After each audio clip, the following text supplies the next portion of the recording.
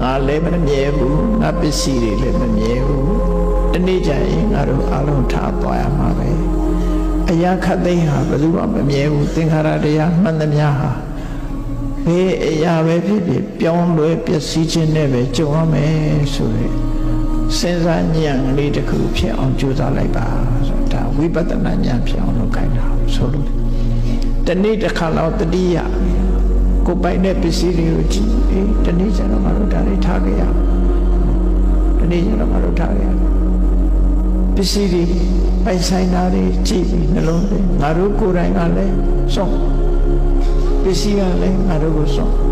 ငါတို့ကတော့ပစ္စည်းကိုစွန့်ဘဝဆိုတာဘယ်ရမှမတည်မြဲပါလား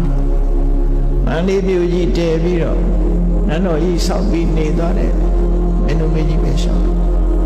ရှိဘူးအဲ့ဒါလိုပဲဘဝဆိုတာမမြဲဘူးဆိုရင်အနိစ္စတင်ညာကိုဆင်ញင်တို့တရားနဲ့မကြဆင်ញင်သုံးသပ်ပေးခြင်းအဖြစ်ဝိပဿနာကုသိုလ်ဖြစ်ပါတယ်အဲ့ဒီဖြစ်လာတဲ့ဝိပဿနာကုသိုလ်သည်ကုသိုလ်တွေမှာအကောင်းဆုံးလုပ်လို့ရတဲ့ကုသိုလ်တွေမှာအကောင်းဆုံးပဲဒါဖြင့်သောရကတဲ့မယ်ဆိုရင်လူတွေအဲ့ဒါတွေတွေးရင်စိတ်ညစ်တယ်နော်အကုန်လုံးထားခဲ့ရမှာဒါတွေတွေးစိတ်ညစ်တယ်လို့ထင်ကောင်းထင်တယ်မဟုတ်ဘူးအသိဉာဏ်နဲ့ဆင်ញင်သုံးသပ်ကြည့်တာအမှန်ကန်ကိုဆင်ញင်သုံးသပ်ကြည့်ရမယ်ကြည့်လိုက်ဘယ်လိုအကျိုးရတော့ဆိုတွေ့တာမှုတွေရော့သွားတယ်ဒါမှန်မယ်တွေ့တာမှုတွေရော့သွားကိုယ်ကိုထာဝရဖြစ်နေတဲ့အတွေးဟာရော့သွားတယ်။အော်ငါတို့ကတခဏပါလား။တခဏဆိုတာငါတို့အကျိုးရှိတာလောက်အောင်ပါလားဆိုတာဒီအတိလေးဝင်လာ။အဲ့ဒီအတိကတတ်မိုးရှိတာပြောတယ်နော်။တွေ့တာမှုတွေကိုရှော့ချနိုင်တယ်။အတိနဲ့မှတွေ့တာမှုကိုရှော့ချ။တွေ့တာမှုရှော့ချနိုင်မှရှင်နေကတောကဆိုတာရှော့ချလို့ရတယ်။စေတကြည့်လေ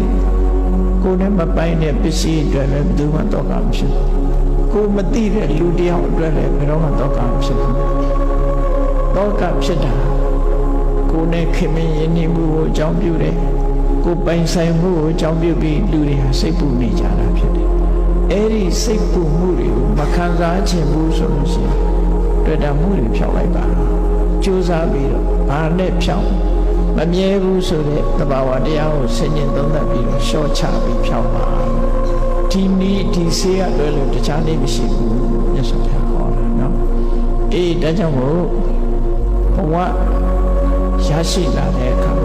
ပစ္စည်းဥစ္စာနဲ့ပတ်သက်လာလို့ရှိရင်ပစ္စည်းဥစ္စာရှားဝေခြင်း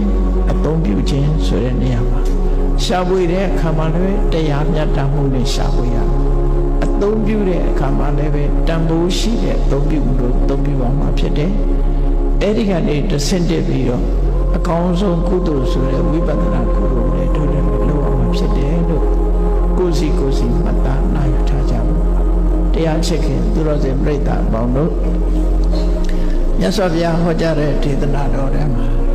ပစ္စည်းဥစ္စာရှားဝေခြင်းနဲ့သုံးစွဲခြင်းကိုစနစ်တကျလမ်းညွှန်ပြတဲ့အတိုင်းတို့တွေပစ္စည်းဥစ္စာကိုရှားဝေကြမယ်အသုံးပြုကြမယ်